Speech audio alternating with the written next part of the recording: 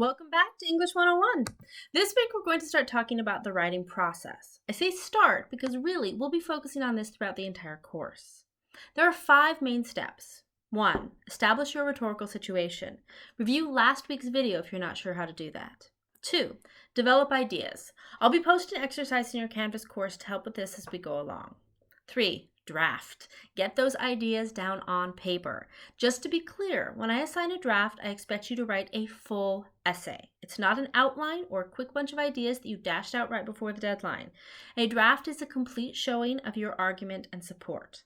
It won't be perfect, and that's fine, but it should be complete.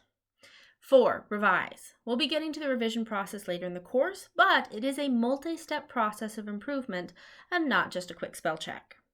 5. Reflection. This is an often overlooked step, but the best way to learn is to consider your own writing and writing process. What went well? What still needs work? I encourage you to take time after each essay to reflect on it. When you're ready to start drafting, it's important to understand how essays are put together. An essay is made up of 3 sections: the introduction, body, and conclusion. Now, I want you to think of these as sections, not paragraphs. We're not stuck in the 5-paragraph essay of your high school days. The first section of your essay is the introduction.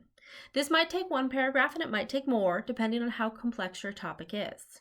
The introduction needs to accomplish 3 main goals. First, hook your reader.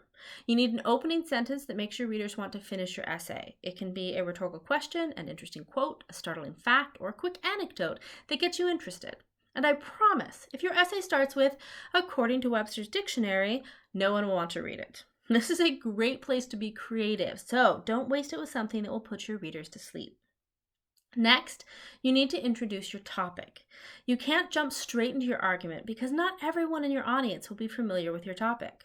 Let's say, for example, you're writing an essay about Breaking Bad. You might be thinking, well, everyone knows that show, except some people, me, have never seen it. So if you start talking about meth sales and chemistry teachers, we're going to be lost before you've even begun. Take the time to explain what you're talking about so that we can follow along. But you don't need to tell us every single thing. Breaking Bad was on for a while. We don't need all of the seasons beat by beat. The third thing you need to accomplish in your introduction is your thesis statement. A thesis has very specific requirements. You need to tell us your topic, state your claim, and forecast your main points. Do not use the first person pronoun I in your thesis statement. This isn't about you or your process. It's just about your argument. The thesis serves as a transition to your body paragraph, so it needs to be placed at the very end of your introduction. The bulk of your essay will be supporting body paragraphs. Each body paragraph should be between 5 to 10 sentences. If it's less than that, you need to either add more support or you need to connect it to another fuller paragraph. If it's over 10 sentences, split it into 2 paragraphs. Each paragraph needs to have a topic sentence, supporting examples and research, discussion of all of your support, and a clear transition. The transition will be included as part of the topic sentence and serves to show the readers how your ideas connect to each other. The final section of your essay is called the conclusion. It needs to do 2 things: sum up your argument and let the readers know why we should care. This is the last impression, so don't throw it away. Take some time to ask us to do something or explain why your topic matters. When I reach the end of your essay, I should be able to ask, so what? And your conclusion should answer that. Remember your audience here. How can you make your topic relevant for everyone in your academic audience? Throughout this term, we're going to be reading fairy tales, and you might be asking why. Well, fair enough. The reason I chose fairy tales is not just because they're fun to read, though they are. It's because these stories are one of the earliest and most influential types of argument that we encounter.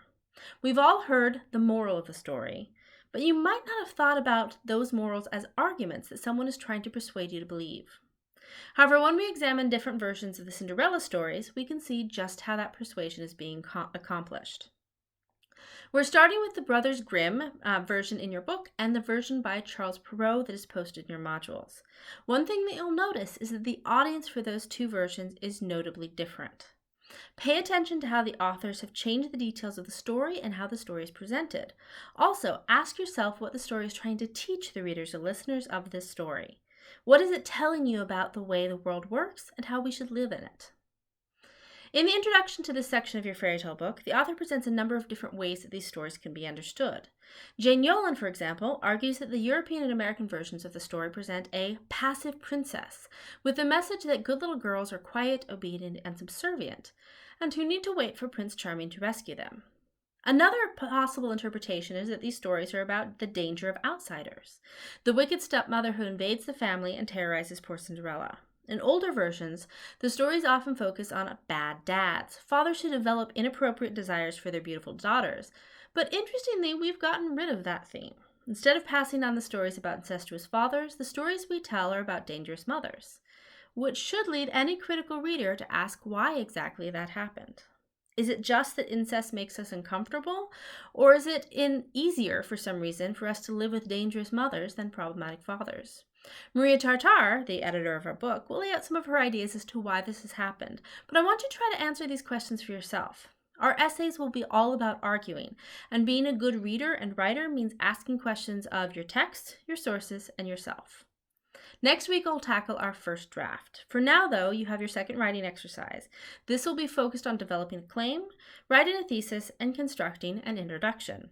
Review the link sections in the online Little Seagull on writing processes and opening and closing paragraphs to help with this assignment. You also have a discussion board post at the end of the week that will go along with your Cinderella stories. As always, let me know if you have any questions as you work.